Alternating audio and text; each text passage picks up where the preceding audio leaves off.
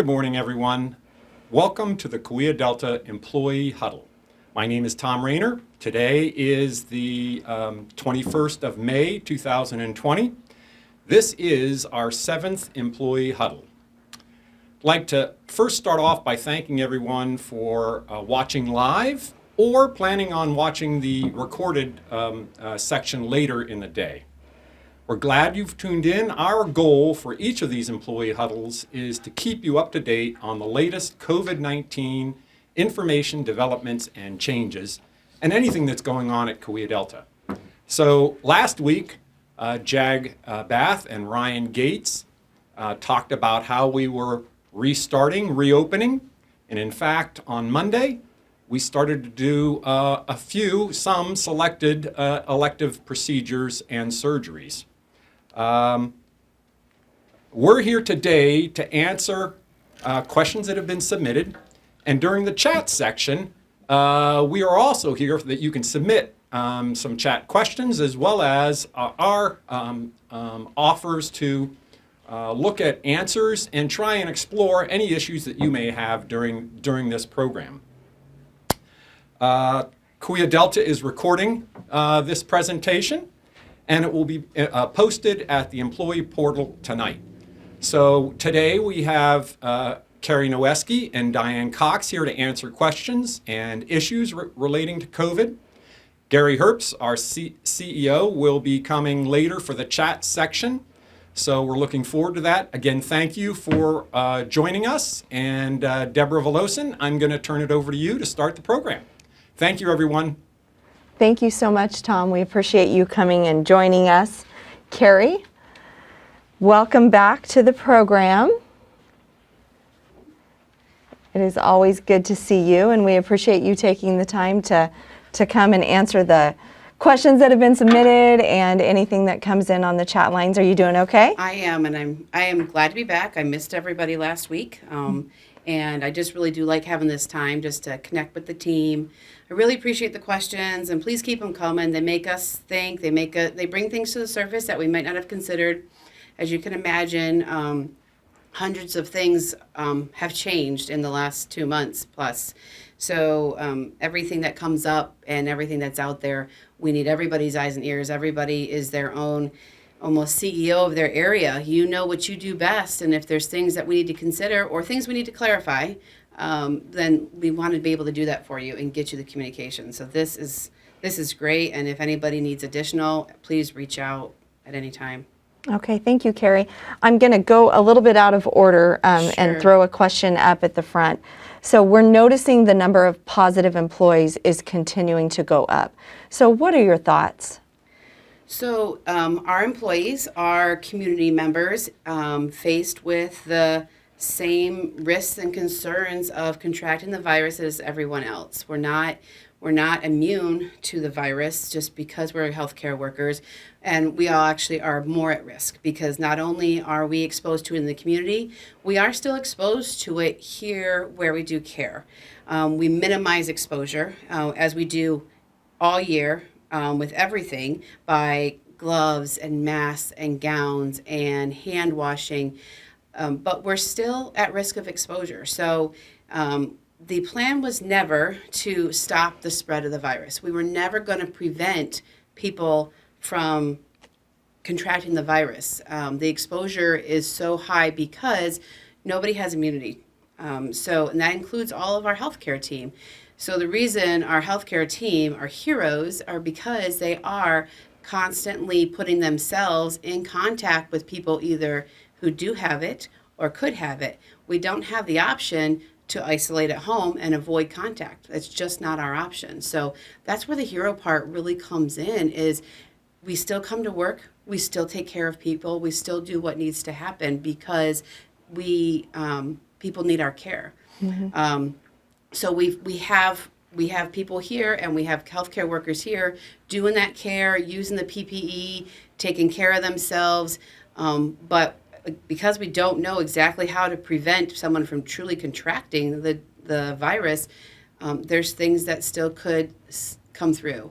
The masks and the gowns and everything minimize our exposure, but they've never been in place to 100% prevent exposure. And then even when we're outside of patient care areas, we end up having access with our team members, access with some visitors, and that asymptomatic piece becomes a real hard piece of this whole virus to tackle, is how do we take care of that asymptomatic piece and people that are taking care of patients have the asymptomatic virus. Okay, thank you, Carrie. Sure. Are we still notifying staff who've come in contact with patients before finding out they're positive with COVID? Right. So we have had some patients that when they came in, we did not suspect COVID. They came in for another reason. And then we found out through the course of their stay, they were positive for COVID. That has happened.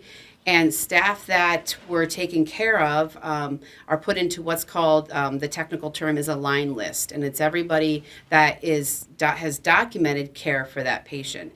The manager of where the patient was, any area, then continues to compile that list of anyone they could even think of that may have had contact with that patient. But if anybody has had access with a patient and really basically didn't chart in the chart, make sure you let your manager know, hey, I heard that this patient was positive. I was in this room doing this care too, so they can add you to the list. The other thing that infection prevention is doing is reaching out to the managers of the areas that don't chart in the record to let them know to add to that list too. So dietary and radiology are good examples of people that don't chart in the record. So they reach out specifically to those areas, as well as EVS, and say who would have been in this room during this time because they may have been exposed to, and they add them to the list. So as you can imagine, especially those that are in and out of rooms, that list becomes very long. What about vendors? Vendors, yes, vendors, if we become aware of them, then we do too. Like we reached out to Hanger recently after one came up positive. So, but then we do just, employee health and infection prevention need to be made aware of those people that were in there. So it puts a lot of work back on the managers to make sure they capture everyone. And then that list is pretty lengthy, and employee health goes through and they call everybody. They do use your phone number that's in HR Online, so make sure your HR Online phone number is up to date, because they'll call and talk with you there and go through the situation. Now, again, if you're in that room and you had a mask on and you maintain distance, lower risk that you will become positive, but still the risk, because again, we are in a world where there is coronavirus that none of us are immune to. But employee health goes through and they call every person that's on that list and they talk to them about the possible exposure. Then they set them up with a monitoring system, and it's basically what we already do each day before we come to work, because we could have been exposed anywhere. Is we monitor symptoms. They have you monitor your symptoms, and then then you input them into the website the link that they send you. You upload them there, and then they're watching for any changes for you. They can't call everyone every day because they're monitoring several hundred people at a time, just to make sure they keep up with it. But they are monitoring anybody that flags as having symptoms, reaching out and then talking more with those people and arranging testing or not. If somebody becomes symptomatic, whether they were exposed at work or they're monitoring their symptoms just as a responsible employee, when they call employee health, they'll talk through the symptoms, they'll talk through what you've been through, and then we'll arrange testing or not depending on what's going on. So anybody can still reach out to employee health whether you think you've been exposed or not if you've got symptoms. None of that has changed. Okay, thank you. Yeah. In the chronic outpatient dialysis setting, why are the patients under investigation, negative patients, being placed on the same shift as the COVID positive patients? So the patient under investigation, the PUI patients, because they don't have a result yet, you place them, you assume that they are positive until you know they're negative. So if they're a person under investigation, if they're negative, then they're negative and they would go back to the regular shift. But if it's a person under investigation that doesn't have a result yet, they are assumed to be suspicious of COVID, and they will put them on the positive shift, but they separate the patients, the known positive from the suspected positive on that shift. And they only do that on one shift, Tuesday, Thursday, Saturday. And I believe it's like a late shift that they do that on. And that would be a good question for the dialysis team specifically. But the intent is that until they know they're negative, they're going to put them on that later shift. It will likely only be one day of that, because they should get their results before their next dialysis treatment. But if they didn't have the results yet and they were still a PUI, they might leave them on that shift and separate them. But as soon as they get the results, they move them back into the routine times where they have their non-COVID suspected, non-confirmed patients, and put them in there. Okay, in that same area, will the patients and staff exposed be tested? They would have the same setup that we have for anybody that's exposed, which is monitor for symptoms. And then if you have symptoms develop, call employee health and work through getting tested through them if you have symptoms that come up. It's very, very hard if you were exposed today. If you got tested tomorrow, you may not know if you're truly negative or not. And even if you got tested in 7 days, you may not know if you're truly negative or not. And I know this doesn't help answer questions and ease people's worries about working in healthcare and if I get exposed and what do I do when I go home with my family. But what we know is that we can't always catch it at the right time, and it could take up to 14 days to show. So that's why you almost treat it like you could possibly be positive and not know it. But we don't, nobody in the world has the supplies or would have access to the supplies to test everyone that came in contact with someone with COVID daily for the duration. That would not be a reality of how you would perform that follow-up. So it's even if you're taking care of patients that you have no concern that they have COVID, you would want to consider the possibility that you could have been exposed. Same thing if you go to church. I know churches are opening back up. You need to maybe assume that you could be in a situation where you're exposed at church too, and at the grocery store. Like, these are all things, and they have to happen. I am not saying these things don't have to happen, but kind of going back to what I said before, we're never going to be able to stop the spread of a virus that nobody is immune to. We were only going to be able to slow it, so we didn't have to make the tough choices in healthcare specific to us on where the resources would be allocated to. Okay, I think you answered the final question, which is why aren't COVID tests required, since TB test and lab work is required? Right. But there's no way you could test a patient every time. And no. And in dialysis and in skilled nursing facility placements, there is a state regulation that a TB test has to be done. But even it's the same thing with that TB test before they go. That was a requirement that was put in as a state regulation to protect a vulnerable population, but it doesn't really tell you after the patient has started or come there if it doesn't develop or come up later, so you still are always screening for it. Do I anticipate when the supply is there that they may add that? They very well could. They very well could add that, and when that comes up, we'll work through how we make that happen too. Okay, thank you, Carrie. Sure. So watching the news, we see a lot of graphs that show trending lines. We would like to see a graph of hospitalization trending lines.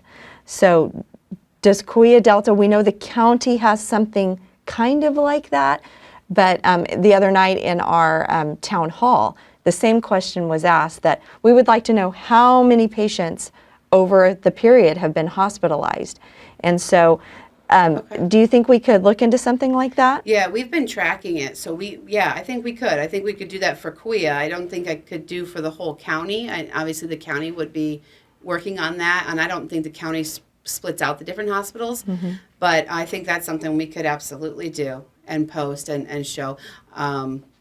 Well, I'll- on dates and where they are. Yeah, so this employee also said a lot of cases are coming from the skilled nursing facilities, and those numbers don't necessarily show up as hospitalizations. When the numbers in the, Right, Okay. right. Yeah. So he would just like to see it differentiated. okay. Okay. Like who here is skilled nursing facility versus community member? Who's actually been hospitalized Oh, okay. versus the numbers of positive. Okay. They would like to see All that right. trend, just to show the community how things are, faring. A lot of people are recovering at home. Right. And so- There really are. So our census has been anywhere from 20 to 30 in the last month, somewhere in there. It fluctuates up and down there. We did start to go down pretty low, and then after our holidays in May, we saw an increase in patients hospitalized again. And like we've talked about, we have never expected to not have patients with COVID here. We absolutely like not having patients with COVID here because that means our community is healthy and not contracting it. But we never expected that we wouldn't. We've always known we would, and we anticipate we will for quite a while because patients that are vulnerable will end up contracting it and needing additional care.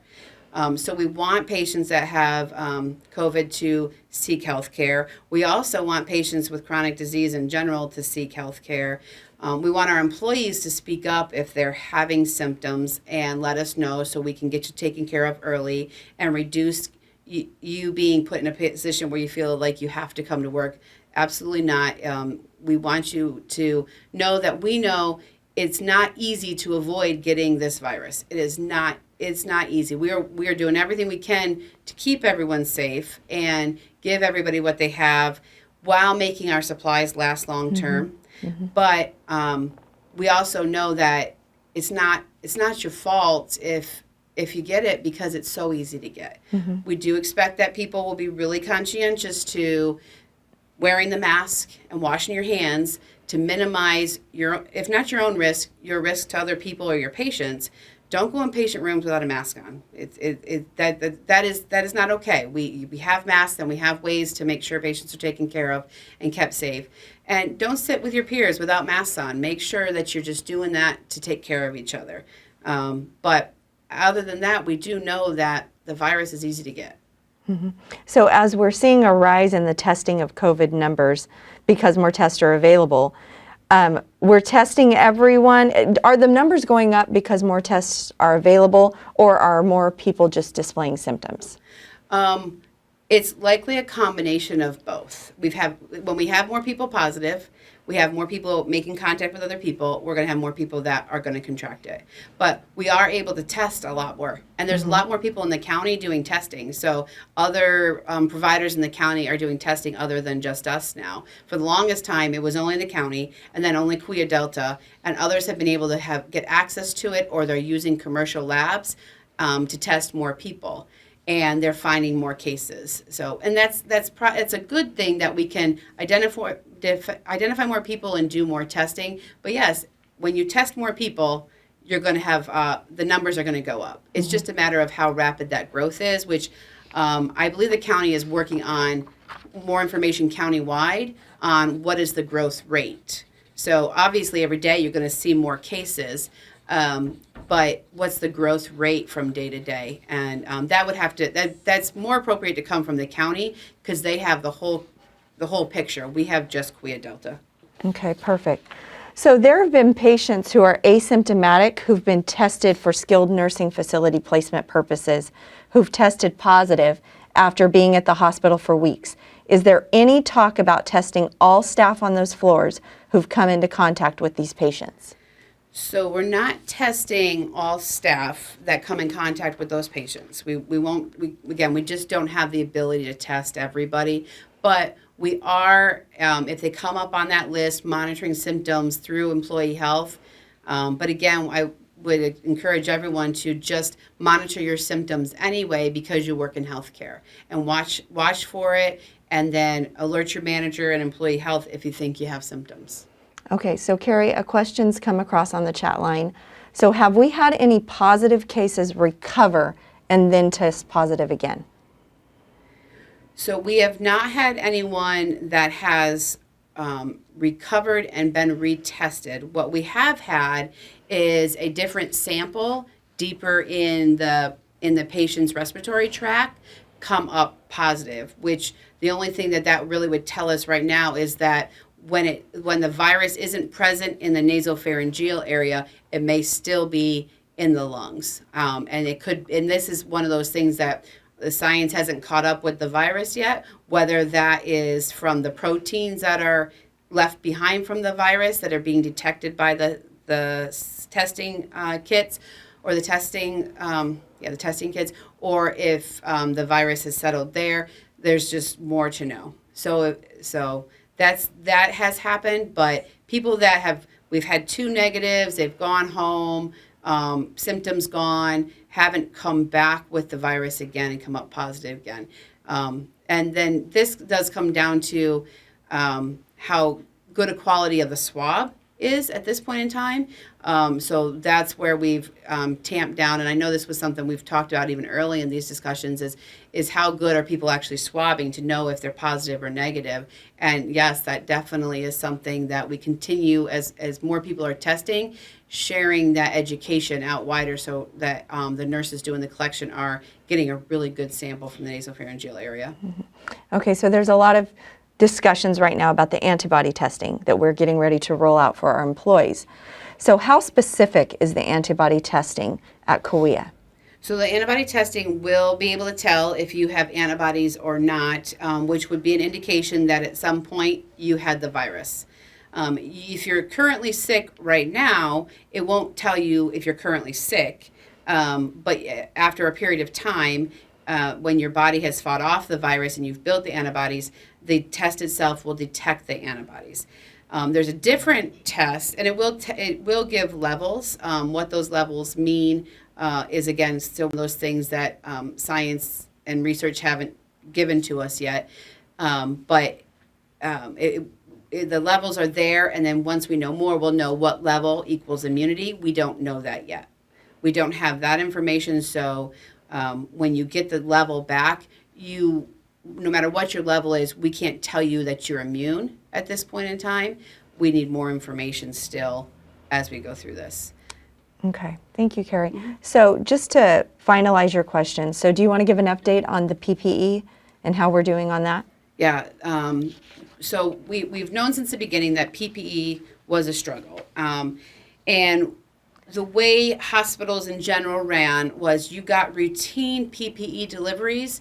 You had, just like you have par levels on your floors, you had par levels that you stored because you couldn't store a whole year's worth or something like that, and not have it either go bad or get wasted or have to store it somewhere. So the PPE used to come in routinely throughout the week.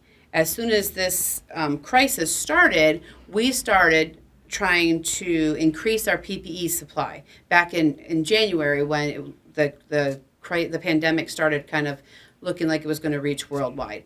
So as we increased our PPE supply, everybody was doing it at the same time, and suppliers couldn't keep up. So we continue to do that, and surgical masks we've been very successful. We've been very successful at getting those numbers up so we can continue to move into more access to surgical masks. So surgical masks weren't used in high quantities before, but now we're talking about everybody that's employed here, plus our patients and small number of visitors, having a mask every day all the time. So to get there, we did need to stock up and supply because we didn't want to go to that without having enough supply to last us if the supply chain stopped again. We feel pretty confident that the suppliers have gotten to the point that the surgical masks are available and we'll be able to keep that supply coming in. The gowns and the N95 masks are not there yet. The suppliers do not have enough to meet the global demand of them, so we're still being very cautious with those. The gowns are reused by one person for a day in the 2 South ICU and anywhere else where there might be a patient needing isolation in general. People don't share gowns. It's one gown for you for the day, unless it becomes soiled. If it becomes soiled, you look at it, you say, boy, this is soiled. You throw it away. We'll get another gown. No one has ever been questioned on that. People that come by just for one visit, like lab or radiology, or even the provider, they'll wear a gown. If they're not coming back again that day, they're going to throw it away. They're not saving it for another day. They should throw it away. N95s, we give people that need them a supply that they then kind of reuse over the course of 2 weeks to give it a rest each day. And as we get more N95s and as more things come up that we find going on, we're going to change those practices, and we're going to make it even more and more in line with the best practice, which is obviously single use. But if we did that now, we would run out and we would not be able to protect our team through the course of the pandemic. And that's really our ultimate goal. It is not saving us anything. We're paying more now for masks and 95s, gowns than normal because supply and demand. We're paying more, and anytime we can get access to them, we're paying what they ask. We're grabbing them when we can, so we have the supply. And our goal right now is to get that N95 stock up so we can use more for our staff everywhere. Okay, well, thank you so much, Carrie. We appreciate you taking the time to join us. And thank you. And we truly appreciate all the hard work you've done. No problem. Thank you, guys. And now Diane Cox, our Vice President of Human Resources. Welcome back, Diane. Thank you so much. Always good to see you. Yeah, great to see you all. I had a week off while Jag and Ryan did a fantastic job on demobilization, but I'm glad to be back. So good morning, everyone. I hope everyone is safe and well and taking care. We're some 70 days into this journey, and I think we've reached acceptance that this is not going to end soon. So we have to continue to be vigilant as we, in our personal lives and at work, in terms of being super safe and doing all the right things and following all the right rules. If I could take a moment and share some positive news. During this process, we've had 57 employees that have contracted the virus. Our employee health and infection prevention departments trace each one of those employees to try to make a determination on if it was a contact with a patient or if it was probable that the virus was contracted outside of work. Many of our employees have contracted the virus, we believe, outside of the workplace. So to reinforce Carrie's message about staying vigilant with wearing masks and social distancing here and outside of work, and encourage that with friends and family. My good news is that of the 57 employees that have contracted the virus, along the way, about 6 of them have been hospitalized, and of all ages, young folks as well, young employees as well. So we discharged from Kaweah Delta the last employee that we had hospitalized yesterday. So 5 of our 6 have been discharged. We still have 1 employee who remains at another hospital, but I received an update yesterday on that employee, and there's great progress. I do believe that that employee is able to video chat some with the family, and there may be potential for an ability to bring that employee back to Kaweah Delta facility in the near future. I hope that is very soon, and I hope we can celebrate. Maybe even some of us can go to see the facility and follow the employee back to our facility and welcome that employee back to Kaweah Delta. I think that's fantastic news. That just made my day yesterday. So yeah. Thank you for we'll sharing keep you that, Diane. updated. Okay, so has Kaweah Delta done any outreach to the community and or local businesses, educating them on the importance of physical distancing and masking? Masking has the potential to become a very political issue. So as a non-political organization, how is Kaweah Delta in a position to provide leadership to the community? Yeah. Along this journey, I think Kaweah Delta has been looked to as a resource for the virus in many ways, clinical and other ways. Our marketing department continues to promote messaging almost on a daily basis, and that's primarily, I think, through social media sources. This week, within the last week or two, we've had several employees contact Employee Health and Human Resources requesting letters from us about our safe practices and what we're doing to maintain safety. And they've requested those letters to share with their spouses' employers who want to ensure that we're being safe, and we want to ensure they're being safe as well. So we created a letter, and that has been distributed. It's on the COVID site. And I believe it's being distributed to the chambers of commerces in the various communities around us, so that we can get the word out even more.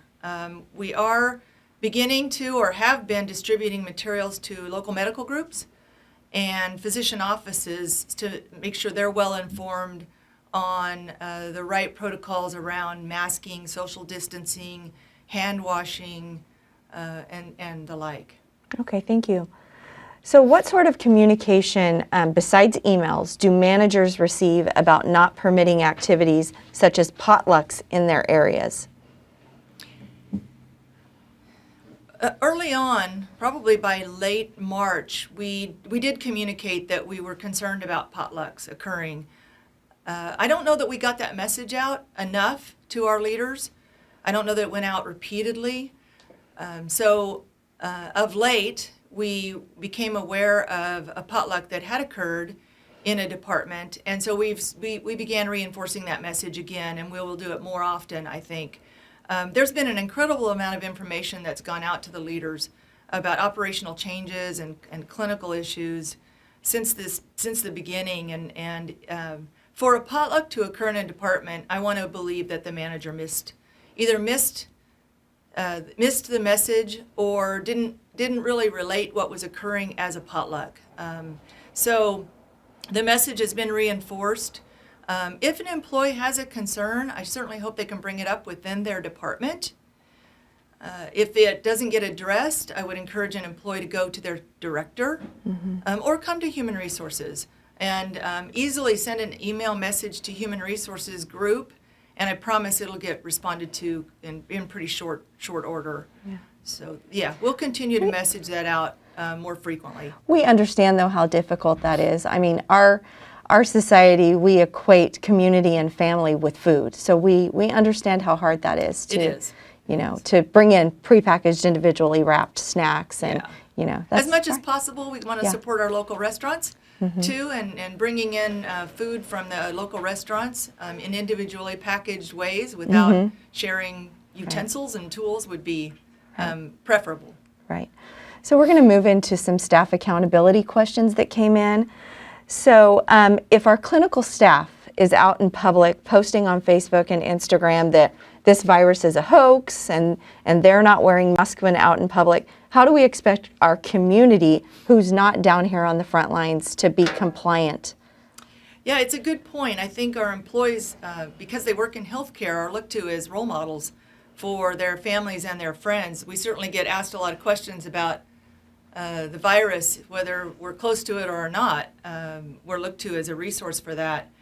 Kaweah Delta has certainly established the rules adopted by the CDC to keep employees and patients safe here at work. You know, as I mentioned and Carrie mentioned, we're requiring masks, and we're trying our best, and we'll do more of trying to keep people 6 feet apart unless there's a clinical care issue that prevents that.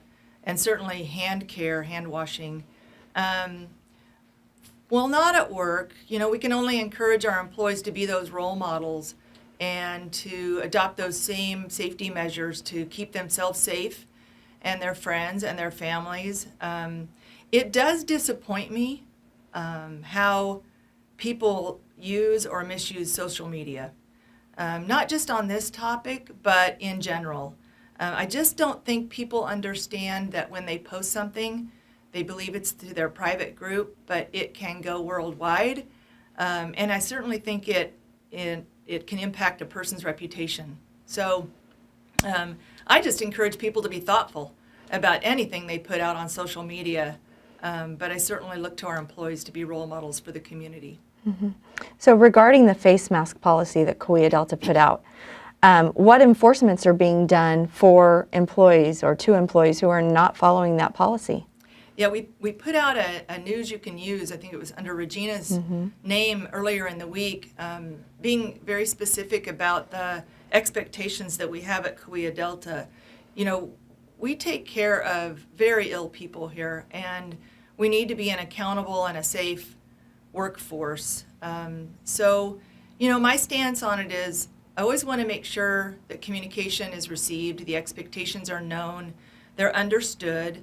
And if people violate the rules established, the reasonable rules established, then disciplinary action can occur. And that's not a new rule for safety practices here or at any of the other hospitals that I've worked at in my past. We have to uphold the rules and regulations that keep ourselves safe and our patients safe, and we would hold people accountable to that. Okay, thank you. So Lifestyle Center. There's rumors, and we're talking about reopening the Lifestyle Center, but it does affect a few employees who have their children there. So when is that going to close for childcare? Yeah, so 6 weeks ago or so, we started, we were pushing out the childcare resources quite often, and we started getting some information that the age group of age 6 to 14 we needed to provide some help with that. So we did a survey monkey, and we got back 150 responses that, yeah, that would be a great idea if we could open up the Lifestyle Center on an emergency basis to provide care. So Patrick Tazio, the director of the Lifestyle Center, did a great job and really resourced, got the emergency approval needed, set up his service to take care of those kids, and we started with 7, which was fine. But over the weeks, we have gone down to 3. So we can't keep the service open for just those few kids, unfortunately. We have made referrals of some teenagers that threw their names out there to be in-home care. So we've tried to connect those people as best we could. I do believe that people typically find care in the summertime anyway, so maybe that's why we went from 7 to 3 so quickly. So the service closes today. Okay. I'm sorry to report. Okay. So in regards to the dependent daycare fund, what happens if they do not pay the amount to daycares that they elected when they registered last year? I think we talked about this maybe a couple of weeks ago. So this employee chose the maximum because she normally pays well over that in daycare fees, but because of the virus, they've cut her tuition fees by 75%. What happens to those remaining dollars? The question a couple of weeks ago was about the flexible spending account for medical care. Mm-hmm. And at this point, the IRS, this is governed by the Internal Revenue Service, has not given any relief for calendar year 2020. I suspect they will. I suspect that they will allow employees to be able to use those funds into 2021 because of the deferred dental and vision care that's happening now. On the dependent care, it's a similar program where employees enroll at the end of in December for the next year, set aside money on a pre-tax basis, and then they pay for daycare services out of that monies they've set aside. I learned this morning that the Internal Revenue Service is allowing people to stop their deductions. So if any employees on the call, and we're going to get this announcement specifically out to those that are in the dependent care program, if any of the employees want to stop their deductions, they can. Just reach out to Human Resources. In fact, if you notify us by Friday, then we can drop by June 1st so that it won't come out of the payroll check June 5th. So just keep in mind that from now to the end of the year, I believe that you can drop the dependent care contribution deduction now. So just learned that this morning. Okay. I hope I quoted that Hot off correctly. the press. Hot off the press. Well, thank you. A chat came through that I think you can answer for us. So we're talking about the potlucks and the activities in the areas. So Small break rooms plus a lot of people equals no masks and equals disaster. What are we doing about the small break rooms that multiple areas share? It's a great question. We opened up the Blue Room for the downtown campus and set up desks and things that are 6 feet apart. We do recognize that that's a bit of a distance for some people to go to for a break. I don't want to misquote this, but I do think we were allowing waiting rooms that are right now fairly empty to be used for break rooms as well. We do want to tackle that. If it's continuing to be a small break room with too many people in it eating, that's a risk. And we need to devote some energy to making sure that we find other places for people to go. I personally would recommend that employees find another location to eat, rather than putting themselves in the position of being in a small room. Right. Okay. So a question for you. If you halt your contribution to flex spending, can you reinstate it later in the year? If that's a question that must be about the dependent care. The dependent care. I'll have Carmen Rodriguez is an LOA coordinator for us, and she's been the one sort of managing this process. And she's going to send an email out to every single employee that has the dependent care deduction. I will have her add that answer to the email. I don't know the answer to that question today. All right, thank you.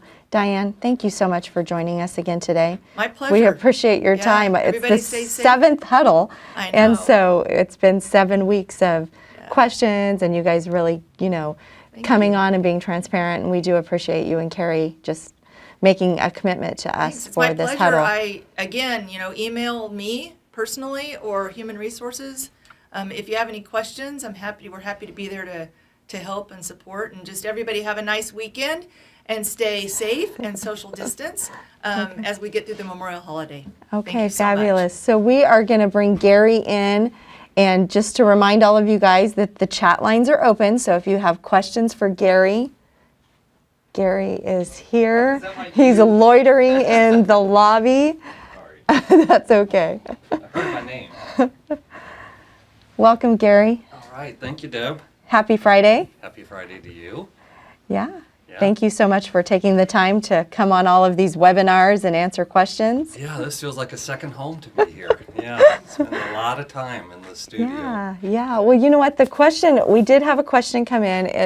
It was the same question that was asked by our town hall. The Board of Supervisors making the decision to really go against our state and our governor in regards to reopening. Right. And so an employee said, did they even discuss this with Kaweah Delta? How do you feel about the decision that they made in a non-political way, And they just want to know if the district was even, asked to give an opinion on that.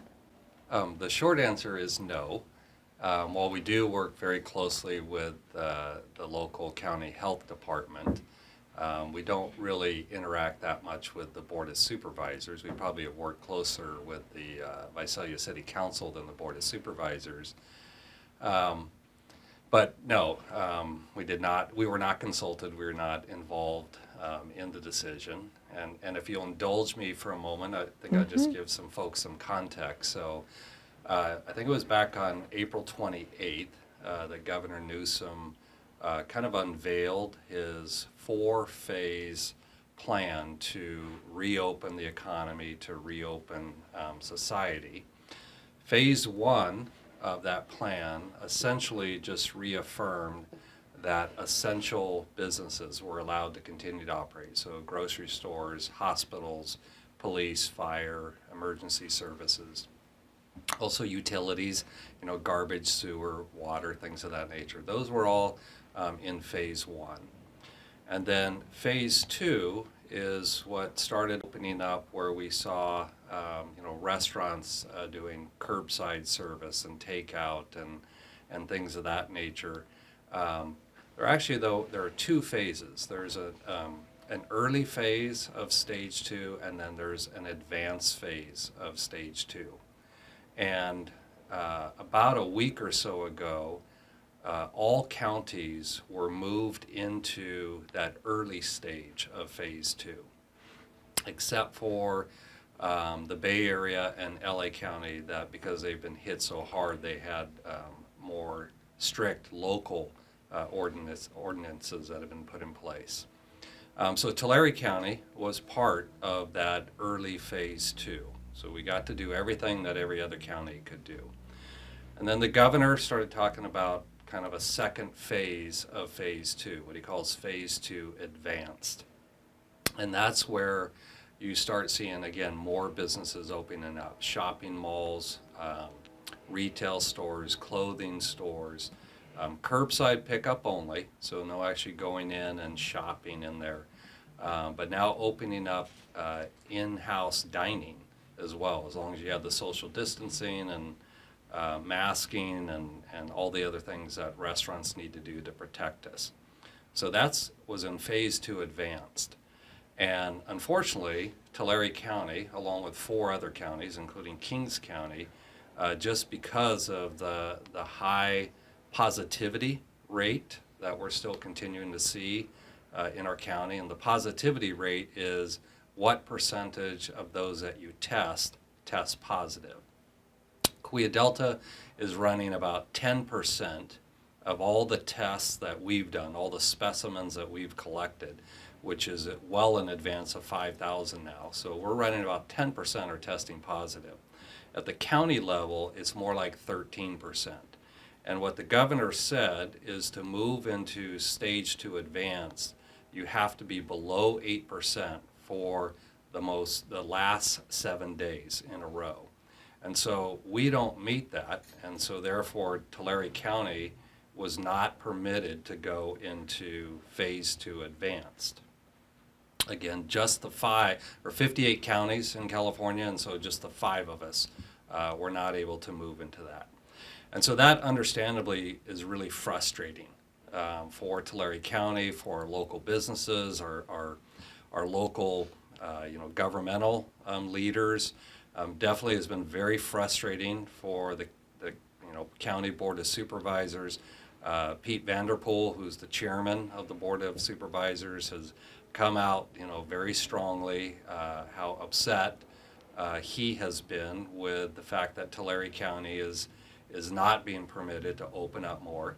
And unfortunately, it's largely because of the outbreaks that we've seen in our 5 nursing homes, Redwood Springs in particular. So just having such a high prevalence of the virus in those nursing homes, and then also having a very high mortality rate, that's really kind of penalized the entire county, because the state doesn't kind of separate that and say, okay, what does the community spread look like versus these very self-contained nursing homes. So it all just kind of gets wrapped up, and that's why we have a high mortality rate and a high positivity rate. And so I think the county finally said, enough is enough. Our businesses are hurting, our community's hurting, our society is hurting, and it's not fair that everybody else gets to open up and we don't.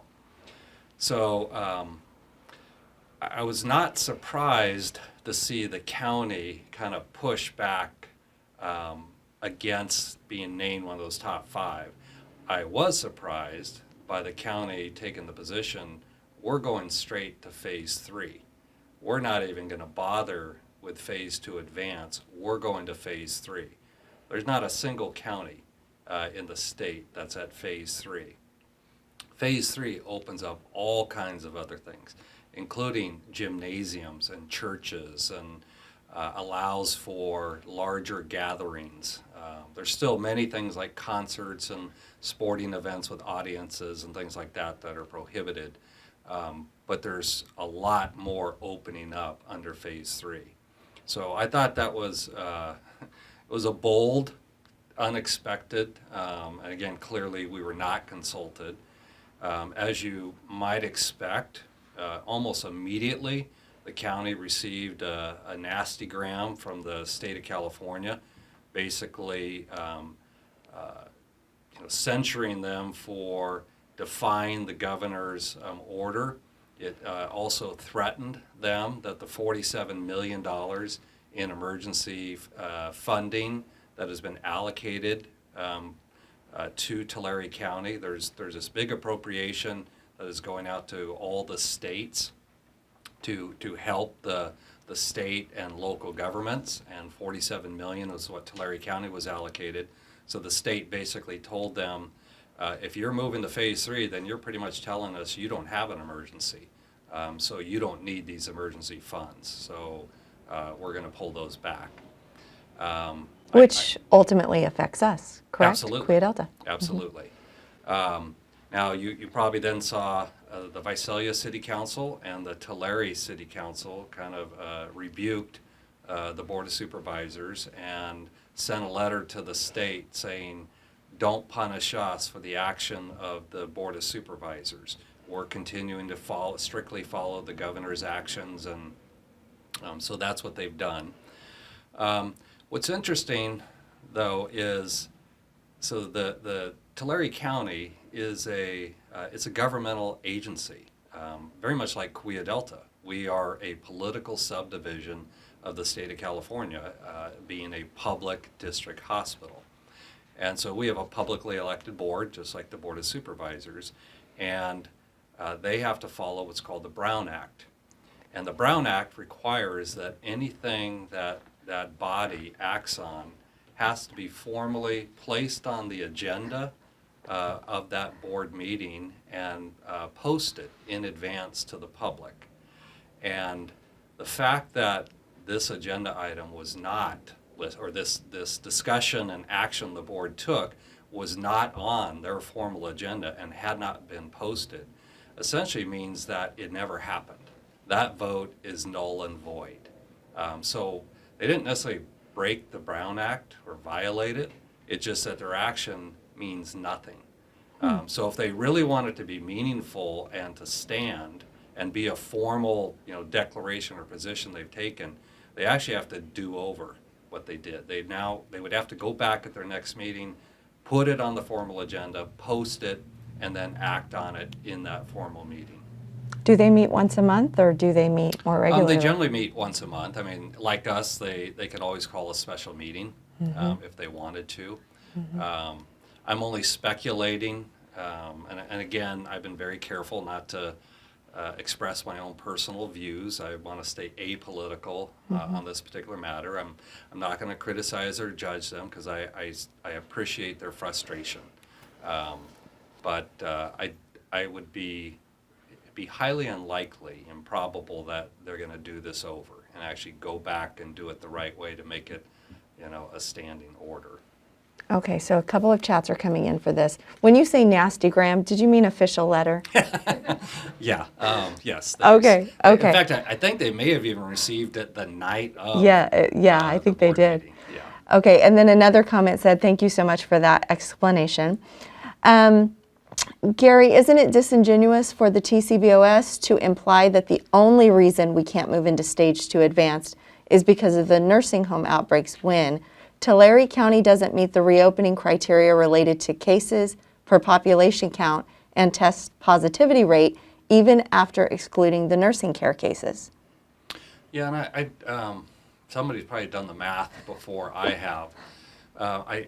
As I talked about in the town hall meeting the other night, I think Tulare County started testing well before many other counties, and I credit Randy Coca just for his dogged persistence. But Tulare County was one of only 8 county health departments that was named initially by the governor to be one of the regional testing sites for California. And so actually Tulare County was responsible for testing not only Tulare County residents, but also Fresno and Madera and all of those areas. So, but there's no doubt about it, they gave preference to Kaweah Delta, their own hospital. And then we had our own testing capability. And so I think we've actually done far more testing than you will see in many other areas. We still are far and above Fresno, which I think Carrie talked about, that's going to just mean that our absolute numbers are going to go up. and they're going to go up per population because we're just testing so many more people. In fact, that was one of the metrics that was actually recently removed by the governor in defining how you could open for stage 2 advanced. So I think that the positivity rate, as the person appropriately referenced, is more important, not the absolute number of people that are actually infected. And I said, we're running 10% from the specimens that Kaweah Delta has collected, and then the county has reported that we're at 13%. If you pull out all of those nursing home patients, we also had a very large outbreak at Reese Foods. Over 200 of their employees tested positive. If you were to pull those out and maybe just pull out the nursing home, would we fall below 8%? And I haven't done the math. Perhaps that is the case, that we're still above it. I will, I'll tell you that, so in what the governor just, again, released earlier this week, I think it was on Tuesday, so there's all these metrics to move to stage 2 advance, but there's also another exception process that a county can go through. So if a county wants to advance or move to phase 2 advance, it still can do that without meeting all the metrics. What they have to do is they have to complete a 12-page attestation application. And it also has to be accompanied by all the supporting documentation. One of the most critical features of that application is that you must have the support of the local hospitals. And the hospitals have to provide a letter of support that would accompany that attestation application. That letter of support has to describe how the hospital has surge capacity, how it has sufficient PPE to protect its employees and its providers, that it has sufficient critical care beds, and that it has sufficient ventilators and staffing to meet a resurgence. So I did provide that letter of support earlier this week to the Board of Supervisors and to support Dr. Karen Hott, who's the public health officer. I believe that Sierra View Hospital has provided that as well. I don't know if they've submitted it yet, but again, that's to legally, advance to the second phase of 2 as following the governor's process. So that's where I hope we move next. Okay. So since no formal violation, is there any risk we will lose our funding? So if that vote was null and void because it wasn't formal, are we back on good standing with the governor? Or Sean put in here that they meet every week on Tuesdays. Yeah. So they could turn around, put it on the agenda for Tuesday and make it formal. Oh, the Board of Supervisors Yes, meeting? yes. Yeah. Well, I wouldn't say they're in good standing. I think they've, captured the ire of Governor Newsom. But technically, they haven't really taken action, and I think they know that. So I would say that the $47 million is still safe at this point. And I'm not certain the state actually has the authority to withhold that, because that's federal funding. That's money coming from the federal government through the CARES stimulus acts that is being allocated to the state to allocate to the county. So I'm not certain that the state would actually have the legal authority to not give it to the county. But frankly, if there is a way to move into stage 2 advanced, I'm much more comfortable with that. I'm uncomfortable moving to stage 3 so quickly. I frankly, to move right into stage 3 and to be the first county in the entire state who is still battling this virus. I want to underscore everything that Carrie Nowesky was saying about, we can't let up on the practices that we've been using that I think have really helped our county and helped the state. Okay, thank you, Gary. Well, there are no further chats coming in, so if you would like to close the meeting. Yes. Well, first, I never miss an opportunity to just express our utmost and sincerest gratitude and appreciation to all of you for the tremendous work that you do every single day taking care of our community. Today is the Friday just before the start of the Memorial Day weekend. It's a special time for all of us, and while we celebrate, and I know we're going to miss all the barbecues and family gatherings that we normally do this time of year, but we still have that opportunity to celebrate and remember and honor the incredible men and women who gave the ultimate sacrifice for the freedom of our country. But it also makes me think about every day that we also give thanks and honor to all of you for your bravery, your courage, your commitment and dedication to our community. You're the living heroes that are fighting for us, fighting for our health, fighting to defeat this virus, and you share so much with those men and women that we will celebrate on this weekend.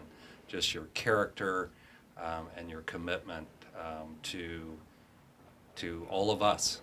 And so just want to say thank you very much. I hope you're able to get some rest and relaxation and enjoy a little bit of time with family this weekend. Take care.